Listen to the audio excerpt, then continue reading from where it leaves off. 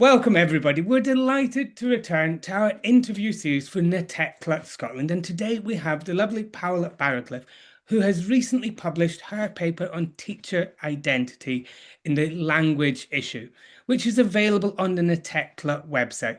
And if you click on the link above, you'll be able to get it there. And it's free for all NATECLA members. Well, Paula, welcome, and it's great to have you here. Could you just start by telling us a little bit about what you do, and we can then get into what teacher identity is? Hi, Nick. Thank you very much for giving me the space to talk about my paper today in this interview. I'm a lecturer in English for academic purposes at the University of the West of Scotland, and my focus of my research is teacher identity, particularly in ESOL. So today we will hear about how teacher identity needs a space in ESOL CPD, particularly. When we talk about teacher identity, what do we really mean, and what does it mean, especially for ESOL teachers? Yeah, so teacher identity is quite a complex idea, I think, and people understand it in different ways. The way I understand it is essentially a mixture of your own characteristics. This can be your own, for example, gender or first language or migration status or age, but also things like ideas, beliefs, behaviors, things that you want to do in the classroom or you wouldn't do, and how that all mixes together and reflects the way you behave with your colleagues, also the relationships you have with the learners, things that you normally emphasize in class of your personality, for example, or things that you don't really show to your students as part of your personality.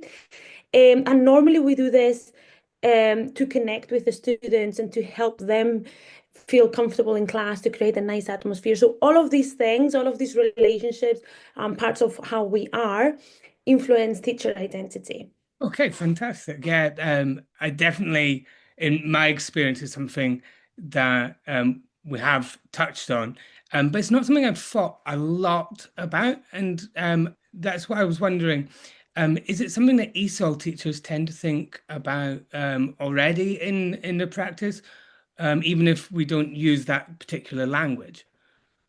Yeah, so what I found is talking to different ESOL practitioners is that ESOL practitioners already do that, but of course they're not aware of the term of maybe teacher identity, but um, the personality, your personality is, in the classroom plays a huge role in the way you interact with students. The different roles that ESOL practitioners play when they are in the classroom, they're not just teachers. They also sometimes are advisors or facilitators, or they help with organizing childcare or filling in a form. All of these things are part of our identity and part of the different things we do as teachers. Um, but also if you are maybe listening to them in a different way to others, and if you have experiences that you can use to relate to the students, all of these are things that ESOL practitioners are already doing, but perhaps don't have really the space to reflect on this and how this influences their practice.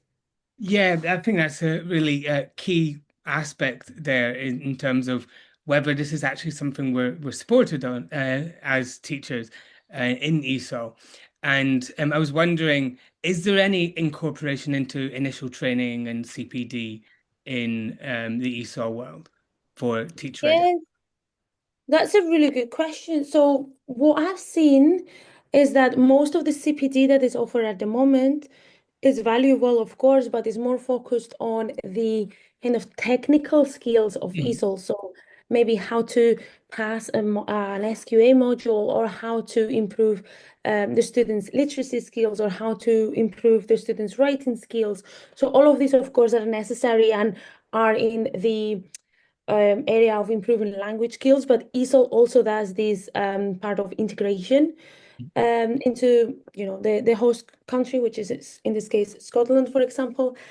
And there is no a lot of CPD that looks at that kind of teacher identity and emotions and relationship with students. And I think that there is a space for these kind of CPD to be included in the current offers that we have for colleges or community ESOL service. Absolutely. And in my experience, particularly in private language teaching, I think we have touched on teacher personality and how your personality and your experience can have a positive or sometimes even negative impact on learners. And being aware of that is so important. But it didn't really go any deeper than that. And I think that's where this idea of teacher identity and it being really involved in our training and support is really important. On to my next question. Could you give me an example of how a teacher's background or experience shapes what or how they teach?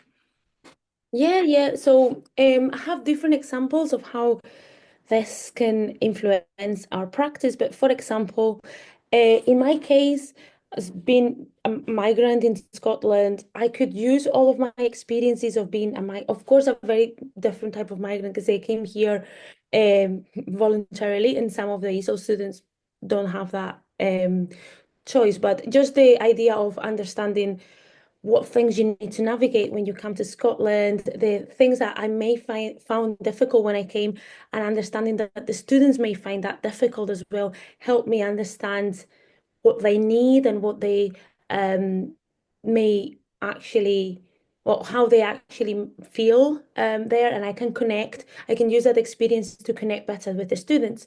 Or if you speak a different language as well, or you've learned a different language, you can understand, you can relate to the students and understand what it feels like to learn a different language. Or, for example, as I explain in my paper, one of my participants that I talk about in the paper said that she experienced racism when she came here to Glasgow, and understanding that students may go through the same things and what kind of things they can do to stop that may help as well to connect with the learners. Um, or if you come from similar background to the students, that's something else. But also, if you don't have anything in similar to the students' background, reflecting on that and reflecting on how can you connect with the students in different ways can also be helpful. So teacher identity can and having a space to reflect on teacher identity can help us understand in what ways we can connect better with the students and what ways we may need to improve or maybe share with other people and see how their experiences are valuable to what we want to show in the classroom as well. Yeah, well, absolutely. And so do you think that having a better awareness of your own identity as a teacher can have an impact on empathy in the classroom then? Absolutely, yes. I think not just empathy, but the connection with the students, knowing what they need and how they can connect with you, things that wouldn't work at all or you wouldn't want to share at all, because of course, um, you're allowed to not share everything with your students, and it may create perhaps some conflict. So yes, having that awareness of your own identity and your own experiences and how you respond to different things in the classroom can definitely help you create a better atmosphere and connect better with the students. Okay, fantastic. And a final question. What happens when teachers aren't given space to think about these issues?